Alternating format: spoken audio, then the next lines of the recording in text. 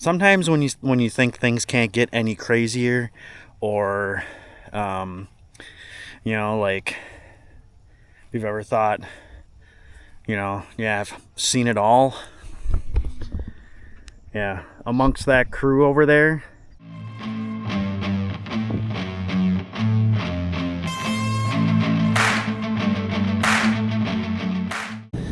Hey, good morning. Welcome back to Ohrmundt Simmentals. All right, it is a rainy Saturday morning.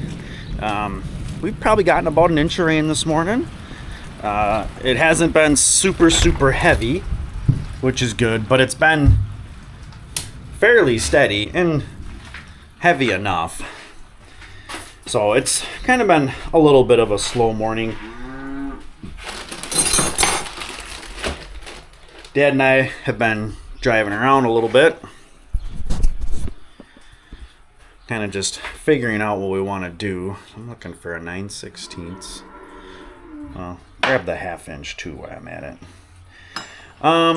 So we're kind of taking a look at the 2030, as long as it's in the tractor shed here, because if you remember that thing, we changed the thermostat on it, and it still didn't seem like it was operating correctly. Whether that is a bad sensor, or is it a bad sensor? Is it a bad gauge? Is there still some other issue that we don't know about? All right, so let's do a little update. So we've got obviously the hood off, and then the actual sensor probe goes into there, routes through here, and we got the gauge out as well. So a lot of generic versions. So we found one about as similar to what we got. We just like the way the numbers are. I think the more traditional John Deere one would be like colors. And we're just gonna go with the numbers. We kind of like that better. But gauge and sensor combo should be here on Monday. Not a huge deal, because right now we don't need this tractor to do anything other than get fixed. So yeah. Well, so we were inside for our little lunch break, also waiting for the rain to kind of pass us by. And I will say, sometimes when you think things can't get any crazier, or like, if you've ever thought, yeah, I've seen it all. Yeah, amongst that crew over there is at least one cow that got struck by lightning. Yes, struck by lightning. I was sitting in the living room, had a real, like, one of those thunders that you can tell, like, oh, that was close. And Bethany yelled right away.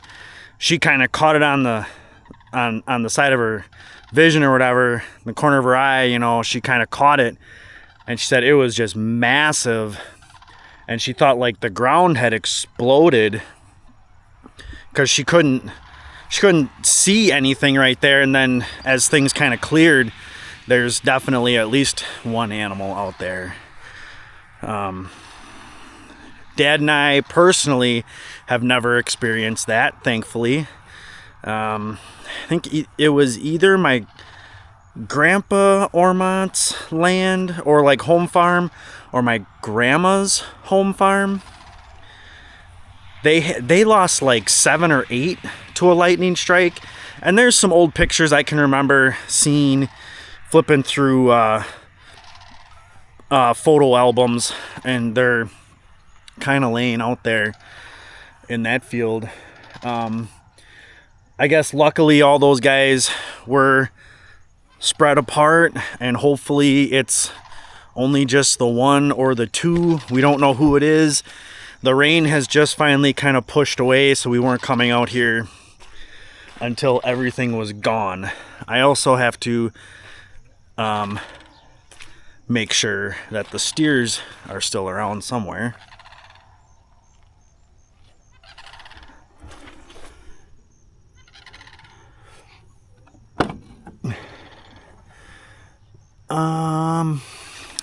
I think we might have blown a fuse in the fencer too, because she's not ticking. That was my other thought, was did the fencer blow? Being so close, that doesn't surprise me.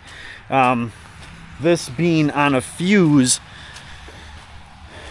hopefully it's just the fuse. It's still there, which is a good sign. And I thought we had some more fuses. Do we have the right fuse though? I guess that's the question. Because I think that thing takes a couple different ones. Because I was actually just going to come out and check the fence. But, oh yeah, there the boys are. They were in the loafing shed. Because I remember I let them in there the other day. So that's pretty disheartening. I did already call the people that handle our insurance for the farm. And they're gonna file a claim. Like I think we can get something. I don't think we're gonna get near what they're worth these days. It's weird when you look out there and you see the way they are. Right now you would think normally they'd be all spread out, eating, grazing, but they're all huddled around that one cow. So I think they know something happened that wasn't right, because they know somebody's not doing anything anymore. So what I got to do now, well, one, I'm gonna check that fencer. We got to get the brush hog off the loader, and then Dad's gonna come here in a little bit. Now that the weather's kind of pushed out, we're gonna make our way over. We're gonna make our way over there, and I got to take a bunch of pictures and all that stuff, and then we're gonna get that animal off the field. Hopefully, again, it's just the one, but you don't know, because there's a good chance that it was a mom and a calf together, but you hope that there's just the one.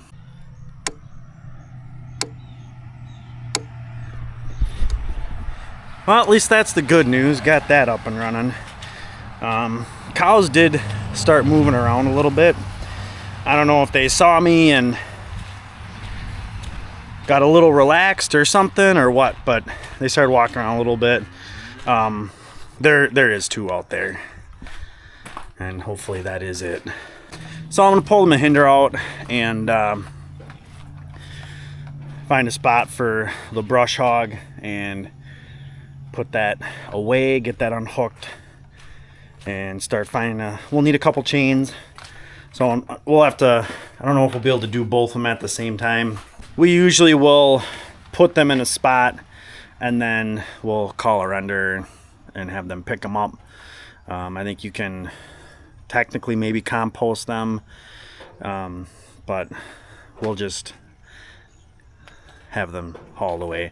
Unfortunately, that means we have to get them from where they are to up here, so that's always the not so fun part, and people driving by don't understand, so they'll probably get all excited and think that's gross and why are you doing that, and well, there's only so many ways to deal with stuff like that. So yeah, it really sucks, but you gotta deal with it. All right, so we got that taken care of. You never want to lose any animals, and I knew I was going to be pissed at pretty much any animal that would be over there. But it wasn't a cow-calf pair. It was actually, and I've pointed it out both of them I pointed out quite a few times. And when I point out cows, it's because I really like them. So I would say if I ever had to keep the top 25% of our herd, two would have been in it. So one was a yearling heifer, KM431. So I've referred to her as Puffy Face. So we lost her.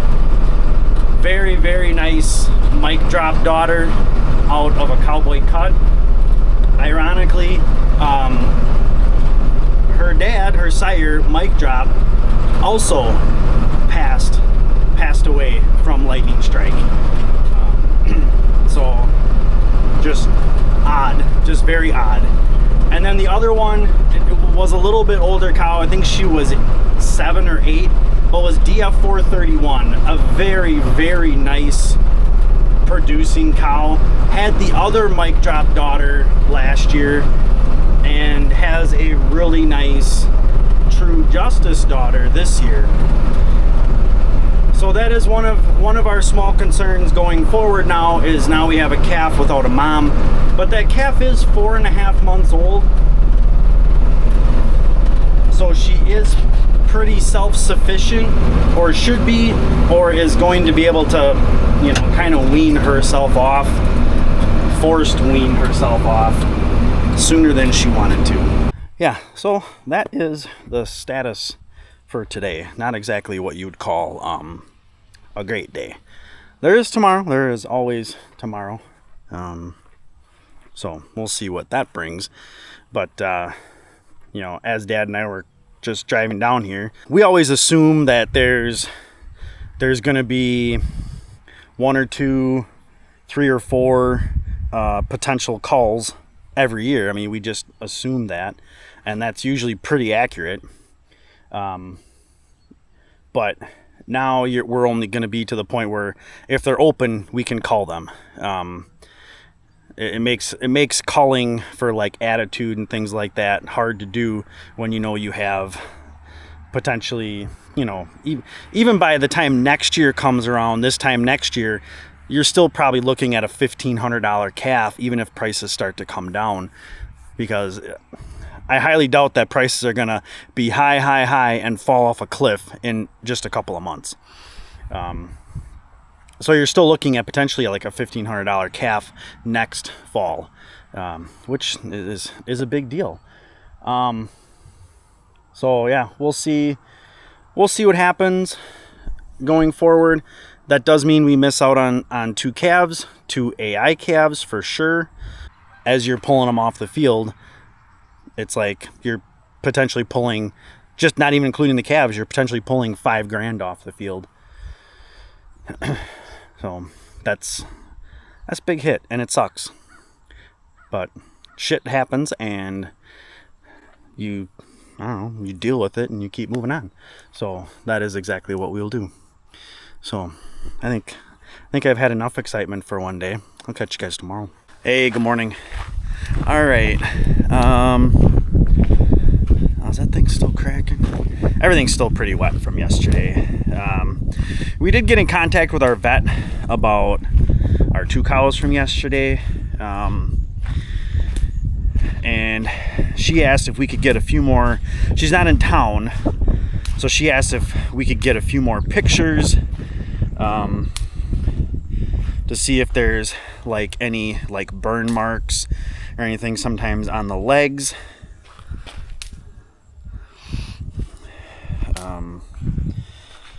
Things like that, which we didn't necessarily notice. And I'm not going to show you, but I am looking at them right now. And that's the fence cracking back there. Everything is still super wet this morning. And I'm not really sure what we're going to do. Normally, I would say we should go pick up bales. Dad would probably say the same thing. But we don't necessarily like going out and picking up bales when it's super, super wet either.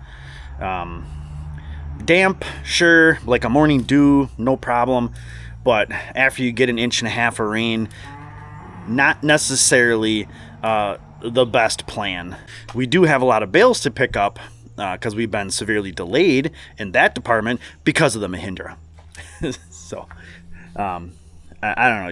You just take the swings and you keep moving.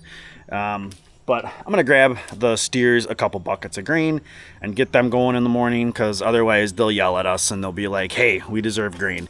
Since the weather is what it is, we don't have any major huge pressing projects. So we've been kind of saving this one for a day like today. And that is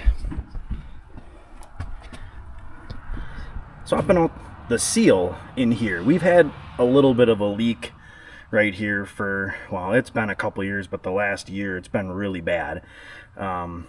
So never done one of these. We're kind of hoping that we don't get a whole bunch of hydraulic oil in our face. We were gonna do this in the barn with the hill, but the more we looked at it and we did some reading, we're gonna have to take a lot of oil out for this. So we're back at the shop.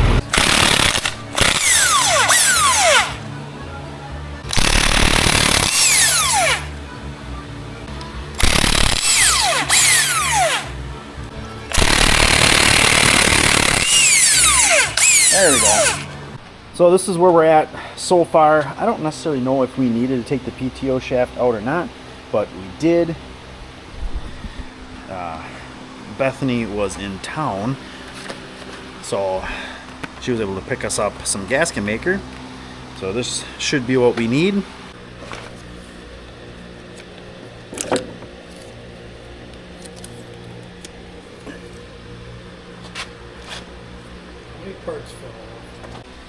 Okay, so this is where everything comes from, and we gotta do a lot of scraping on that surface, but this is like Mahindra flashbacks, but this is an okay project. So we got the bearing out, and actually we didn't need to take this retaining ring out, but these are not, they're not messing around with these retaining rings. This is like almost 1/8 inch thick. That is a pistol to get out. So now we just gotta get the seal back in there, put everything back together, clean everything up before we put it back on. We do have gasket maker, so we'll probably have to put everything on, kind of put the gasket maker on, like not snug the bolts up, and then tighten them down tomorrow after it cures, right? Getting the nod. Well, we pretty much are done. Not because we can't finish. Well, actually we can't finish. So it's not because we don't want to finish or don't have time. We can't finish. Which isn't a huge deal, because we just have to wait for the gasket maker to kind of cure up a little bit. So we've got a little excess there, but got everything. Bolts are just beyond finger tight, just so that stuff all kind of spreads. We were pretty darn liberal with the stuff going on. We're just gonna wait for that to cure overnight, and then tomorrow we'll torque everything down and then put all the hydraulic fluid back in, because we put them all in pretty decently clean, actually they're really clean jugs. They either had hydraulic oil in, or one had just a little dribble of regular motor oil. I just wiped all that out, and so nothing had dirt in it, so we can reuse everything. We don't have to go buy fresh stuff. All right, these guys are fed. They're doing all right. Well, it is the end of the day. It is Sunday, so it's the end of the weekend. Tomorrow, I actually have my first day of football practice. So if you haven't been with the channel for a while, I do coach high school football. I am a freshman offense and defensive line coach. I help out. So it does get really hectic in the last couple of years with haying dragging on so long. It makes getting back into football really difficult and a little extra stressful. But that does start tomorrow. I take a couple of half days this first week, and then we move into our afternoon schedule. But anyways, it is the end of the day. It's the end of the weekend. End of the video. I hope you guys really liked the video. Please hit that thumbs up button. Supports the channel. Of course, any questions, please leave them in the comments. And as always, don't forget to subscribe. Help us get to our goal of 2,000 subs. I don't care when we get there. We'll get there sooner than later.